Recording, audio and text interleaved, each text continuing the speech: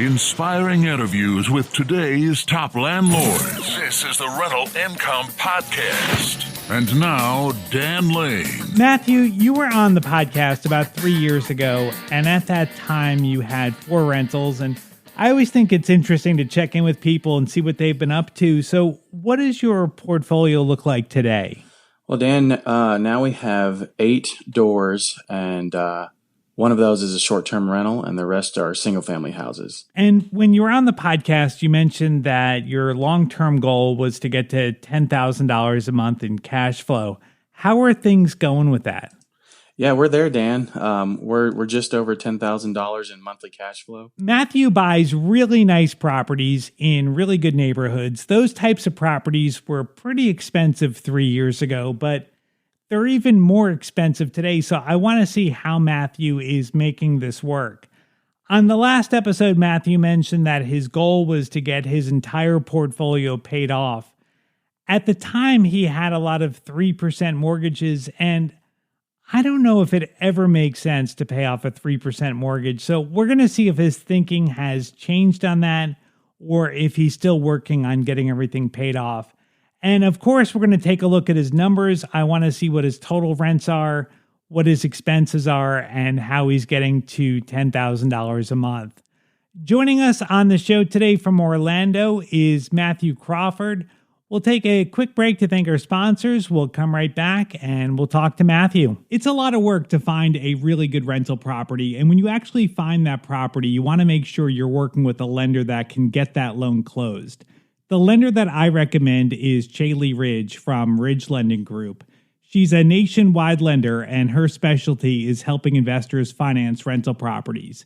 She has a ton of loan programs, and she can find something customized to you for your situation. If you want to find out more or you're ready to get started today, just go to ridgelendinggroup.com. That's RIDGE lendinggroup.com. NMLS 42056. Rental Income Podcast. Matthew, so we talked to you last on episode number 280, and it sounds like you've done a lot with buying rentals and building your portfolio. So tell us more about your properties. What have you been buying? Dan, mostly we buy single-family houses, and we were primarily looking in the Middle Tennessee area. And everybody's got their own preferences, but for us, we liked older houses built in the 50s, 60s, and 70s that had brick exterior, hardwood floors, generally 3-bedroom, 1-bath, or 3-bedroom, 2-bath houses. And you mentioned that you also bought a short-term rental. Is that property similar to the other properties you've been buying? Just by chance, it is. It's a 3-bedroom, 2-bath house. We bought it. It's in Crystal River, Florida. We bought it because we love the area, and we like to visit. Matter of fact, I'm sitting in Crystal River right this minute. You mentioned that your long-term goal was to get 7 to 10 paid-off properties, and I know 3 years is a long time, and plans have changed. Is that still your goal, or is that still something you're working towards? Well, I'll never get money that cheap again. I hate to pay those off when I could invest in something at a higher rate and keep, buy money or not pay off the cheap money at this point. Right. So what are the rates on the rentals? Some of those are in the 3s. Wow. I think the highest one was like 4.5. Yeah, I don't know if that ever makes sense to pay off a mortgage that cheap. It's we're probably never going to see rates that low again, and you can make more than 3 or 4% just putting money in the bank right now. It just, to me, it makes zero sense to pay off a mortgage that cheap. So is that a reason why you haven't really aggressively been paying things down? Definitely. Yeah. And with the addition, we want to buy a few more houses. I'm thinking 4 more. Mm-hmm. And so I'm not going to put any money on mortgages when I'm looking for the next property. Right. Yep. That makes sense. Now, when we talked, you were buying rentals in Nashville, and I think you were living in Nashville when we talked, but now you're in Orlando. Are you buying properties in Florida, or are you still buying in Nashville? Well, I would love to buy in Nashville and some of the suburbs of Nashville, but the prices just seem to keep going up, and the rents are not keeping up with it. So I look at every deal in my area I follow the MLS pretty closely for that area, and I haven't seen anything that even comes close to penciling. I mean, you'd have to make just the most ridiculous offers ever to Yeah. even be considered. So, no, we're looking more in the Florida market, where we're at now, and they seem to make more sense from a cash flow perspective at this point. Yeah. Yeah. I know when we talked, you were, you weren't following the 1% rule because prices 3 years ago were also expensive. So are you trying to find something close to the 1% rule, or is that not even a metric that you're looking at today? Not necessarily. I mean, it's a good benchmark and a good gut check, I think. But really, we look for single family houses, 3 bedroom, 1 or 2 bath, and I look for those that are around 200,000 plus or minus here or there. And so for me, I want properties that'll, if it doesn't cash flow at least $500, that's a deal breaker for me. So that's 500 after the mortgage payment. Yes. Okay. Yeah, that's kind of the metric I look at. I look at every deal, but if they can get in that realm, that's where I need it to be at least. And are you able to find deals like in that price range in Florida?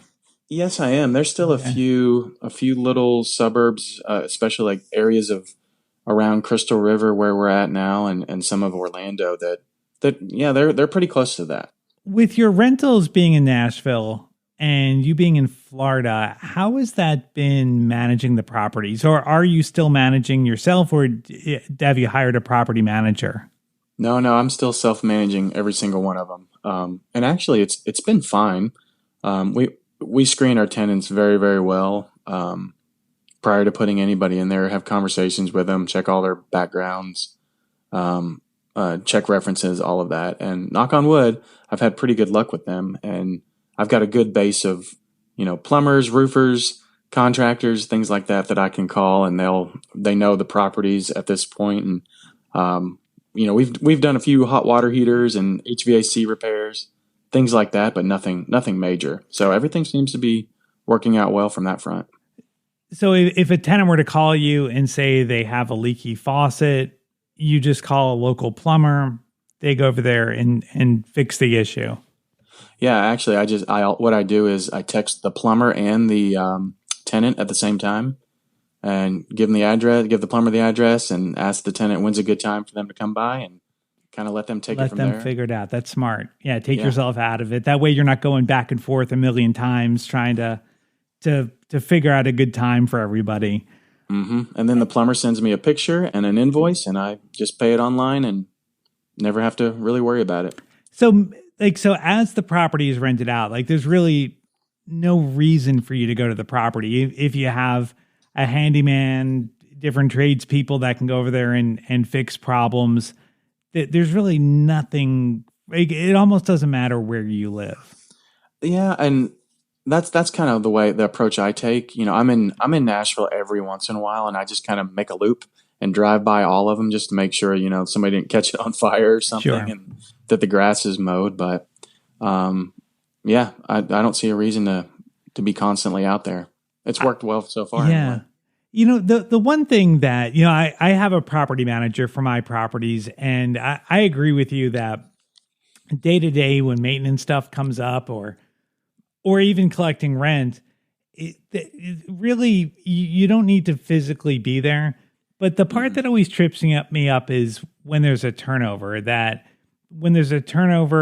you need to inspect the property, make sure that everything looks good, and then do showings to get the new tenant in there. So how do you do that?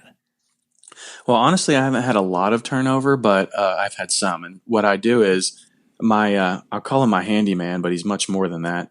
He'll FaceTime me and walk through the place, and he'll give me his opinion, like, hey, you need to replace this carpet, paint this, the countertop's jacked up, whatever. And he'll give me a number to fix it all. Okay. So if there ever is any major repairs, he can knock it out pretty quick. And then what I do is normally I'll put a key box on there or get a key box put on there, and there's nothing in there to steal really. So Right. I've let tenants in there just go check it out. Let me know when they're there. Let me know when they leave. Send me a picture of the key going back in the box or wherever location is. And knock on wood, no problems there either. Of course, I only let prospective tenants walk through there that I would actually rent to, that have passed background checks and things like that. Luckily, the market there is so hot that you can kind of pick and choose tenants. So a lot of people were like, well, I would never pay a application fee just to walk through the house without seeing it. Well, they do there just because it's so hot. Right. Okay. So they've given you their information. They've applied. This is someone I'm going to consider, and that's when you let them actually see the property. Yeah, So, exactly. okay. Yeah, I think that takes away a lot of the risk. And then so they see the property. That they say this is great. And then how do you do the lease signing? Usually through DocuSign. Okay, so everything is online after that, and then I guess they pay you online too. Yeah, some do Zelle, some do Cash App, some do Venmo. Okay, so yeah, I mean that makes sense. I mean, really, so there's nothing that you need to physically be there for. So I mean, these properties could be on the other side of the country, and it really doesn't affect anything. Yeah, I've never thought about that, but yeah, you're right. I Yeah. mean, I could do that. Yeah, yeah. Awesome. Well, let's take a look at your numbers and see how everything is working out. So when you add up the rents for your entire portfolio, how much total rent do you bring in every month? $20,925. Okay. So that's the rent. And then for the short-term rental, is that pretty consistent, or does that vary month to month? It varies greatly month to month. Okay. So that's kind of like an average, the 20,000. Yes. 925. Yeah. Okay. Now, adding up all of your mortgage payments, how much does that come out to? $10,773. Okay. And that includes taxes and insurance? Yes, it does. Okay. And then for repairs, and you mentioned you don't have much vacancy, but for repairs or CapEx type stuff, how much does that come out to every month? Dan, I'm not one of those that takes 10% out and puts it in a little in a bucket somewhere. We just kind of address them as they come.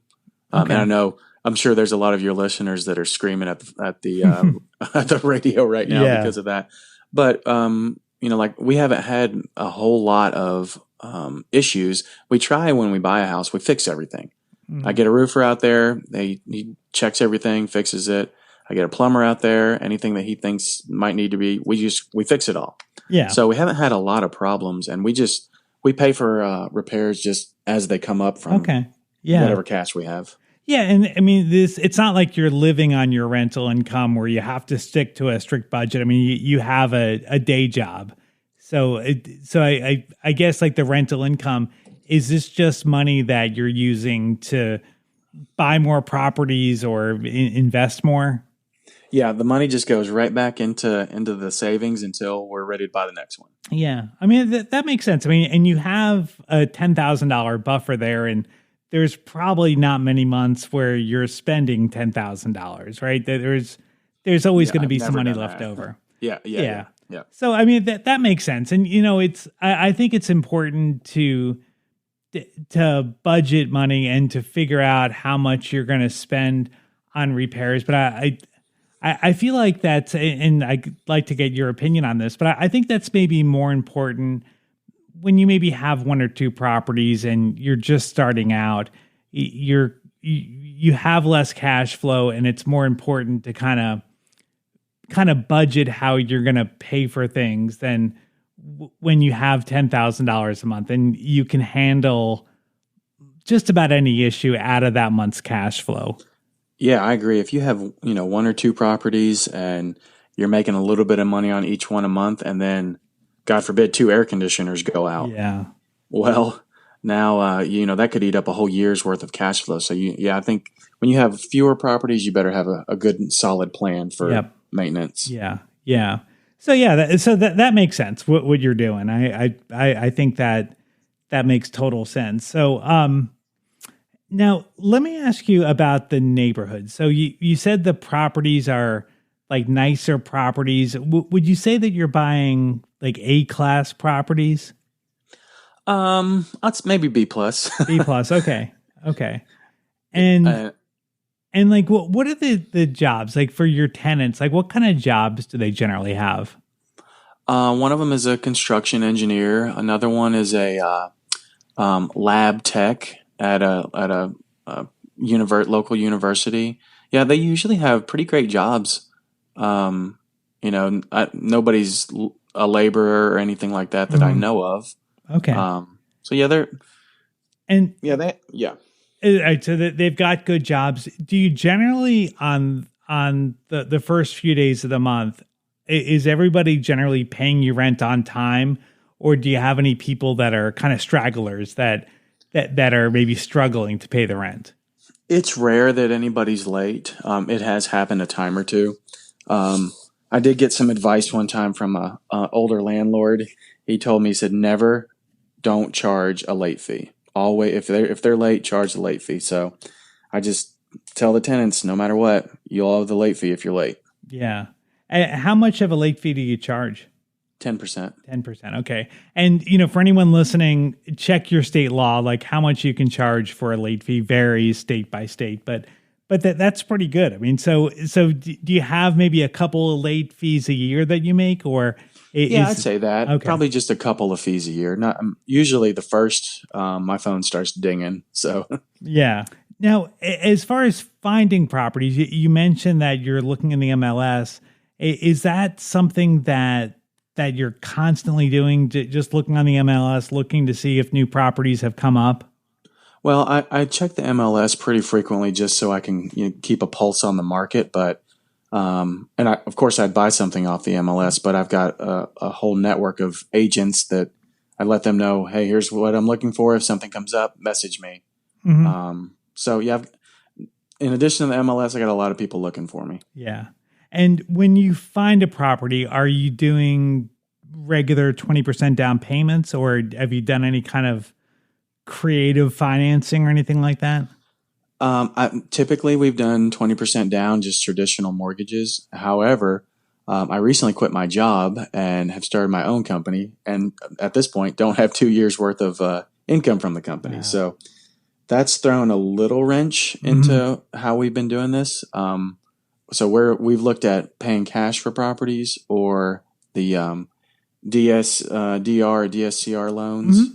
Yep. Yeah. So we're looking at any option we can get at this point, and I've offered or asked about seller financing on a few different deals and owner financing. Some are, especially with rates these days, a lot of sellers are at least considering it. Yeah.